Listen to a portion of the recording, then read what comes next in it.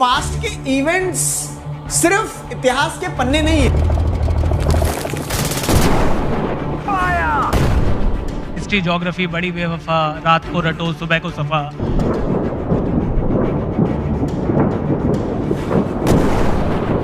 History moves in a pattern. Philosophy to be converted in stories.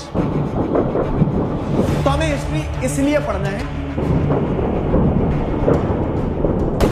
History एक ऐसा subject जिसपे दो तरह के ओपिनियंस आपको मिलेंगे। या तो आप उस सब्जेक्ट को बहुत ज्यादा पसंद करते हो, आपको पढ़ने में बहुत अच्छा लगता है, या फिर वो सब्जेक्ट उस कैटेगरी में आता है कि आप इस तरह से नफरत करते हो कि बस किसी तरह से 10th क्लास खत्म हो जाए, फिर मुड़ के कभी नहीं देखूंगा हिस्ट्री की किताब की तरफ। तो पहली वाली कैटेगरी में आते हो तो आइए कुछ और कारण जान लें कि क्यों हिस्ट्री हमें पढ़ते रहना चाहिए। और अगर आप दूसरी वाली कैटेगरी में आ रहे हो तो आई प्रॉमिस यू कि इस वीडियो को देखोगे तो आपको यह समझ में आएगा कि आखिरकार पढ़ना कैसे है, क्या गलतियां नहीं करना है, या फिर किस तरह से इस हिस्ट्री के साथ में कंफर्टेबल हुआ जाए। सिंपल सी चीज है कि आप एक सब्जेक्ट को जब आप पढ़ना शुरू करते हो ना, तो शुरुआती लेवल पे आप कुछ बारीक बारीक चीजों का ध्यान रखते हैं तो वो सब्जेक्ट आपके लिए कठिन या आसान होता है। क्योंकि कोई भी सब्जेक्ट अपने आप में आसान या कठिन नहीं होता है, उस चीज पर निर्भर करता है कि हम उस सब्जेक्ट के साथ में कितना समय दे रहे हैं, किस तरह से समय दे रहे हैं, हम कैसे पढ़ रहे हैं और हमें कैसे पढ़ाया जा रहा है। तो ये सारी चीजें होती है जो किसी भी सब्जेक्ट को आसान या फिर कठिन बनाती है, क्योंकि वो होता नहीं है। तो अगर हम बात करें सबसे पहले हिस्ट्री को लेके, एक बहुत बड़ा मिसकंसेप्शन ये रहता है कि चैप्टर बहुत लेंदी होते हैं। तो देखो क्या हो रहा है कि अगर आप साइंस भी पढ़ रहे हैं, आप मैथ्स भी पढ़ रहे हैं, तो एक चैप्टर को आप खोलते चले जाओ, उसके अंदर उतने डायमेंशंस, उसको उतना डिटेल में पढ़ाया जा सकता है जितना कि हिस्ट्री के चैप्टर्स की लेंथ होती है। तो वही चीज यहां पे भी कि अगर आपको हिस्ट्री का चैप्टर बहुत बड़ा लगता है तो उसको सबसे पहली चीज ये कि आप उसको पार्ट्स में ब्रेक कर दो। ये मान के चलो कि वो एक चैप्टर नहीं, वो 2 चैप्टर है। कहीं कहीं कहानियों में ब्रेक होते हैं। बहुत सारे बच्चे क्लास 9th में एक चैप्टर पढ़ते हैं, socialism in Europe and the Russian revolution. तो अब ये चैप्टर बहुत बड़ा लगता है, लेकिन अगर इस चैप्टर को आपको छोटा करना है तो आप ऐसे देखो कि सोशलिज्म इन यूरोप एक आइडिया है चैप्टर का, उसको हम एक ही चैप्टर मान के चल रहे हैं। रशियन रेवोल्यूशन चैप्टर का दूसरा पार्ट है, हम उसको चैप्टर का दूसरा पार्ट मान के चल रहे हैं। तो जब आप चैप्टर्स को इस तरह से ब्रेक कर देते हो ना, तब आप देखोगे तो आपको चैप्टर छोटे लग रहे हैं। और कहानियां हैं तो उसको कहानी की तरह अगर आप सुनोगे समझोगे तो वो उतना लेंदी नहीं होगा। दूसरी चीज आती है डेट्स।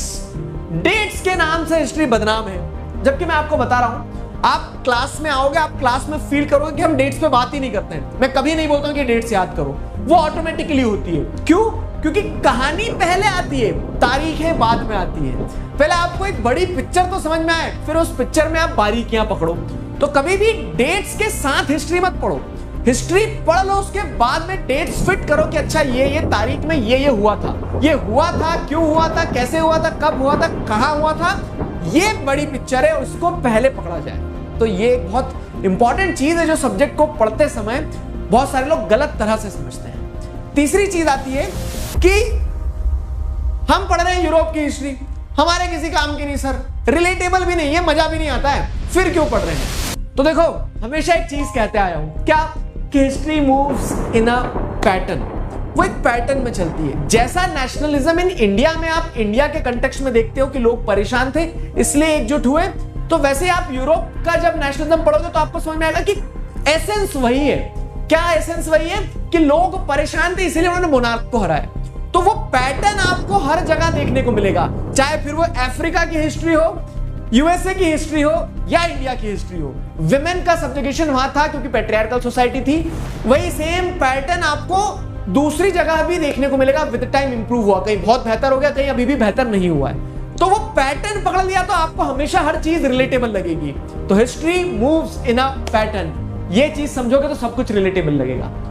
और सबसे महत्वपूर्ण चीज, अगर आप वाई समझना शुरू हो गए ना, वाई क्या है कि क्यों पढ़ रहे हैं हिस्ट्री।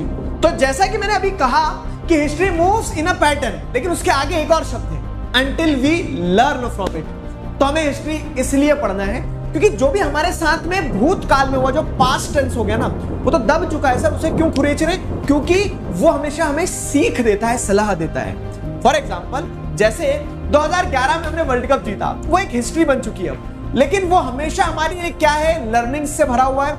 वो हमेशा हमारे लिए क्या है, कुछ ना कुछ मैसेज लेके आता है। तो वैसे ही पास्ट के इवेंट्स सिर्फ इतिहास के पन्ने नहीं है, वो एक रेफरेंस है कि आगे फ्यूचर में जब भी आप फंस रहे हो ना, तो वो आपको क्या करेगा, एक गाइड बुक की तरह हेल्प करेगा। तो ये वाई अगर समझ लिया ना, जैसे हम क्यों साइंस पढ़ रहे हैं तो हमें वाई समझ में आ रहा है कि जो साइंटिफिक चीजें हमारे आजू बाजू है, लाइफ प्रोसेसेस है, वो सब कुछ आपको साइंस से समझ में आएंगी। तो वैसे ही हिस्ट्री से भी आपको एक सोशलाइजेशन का तरीका समझ में आएगा।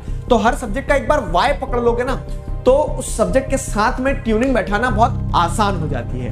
तो I hope this video help you. छोटी छोटी चीजें थी मगर महत्वपूर्ण थी। इसी तरह से और भी बहुत सारी जानकारी मिलती रहेगी। अभी के लिए साइन ऑफ करता हूं, signing off with this, together we can, we will. Thank you very much.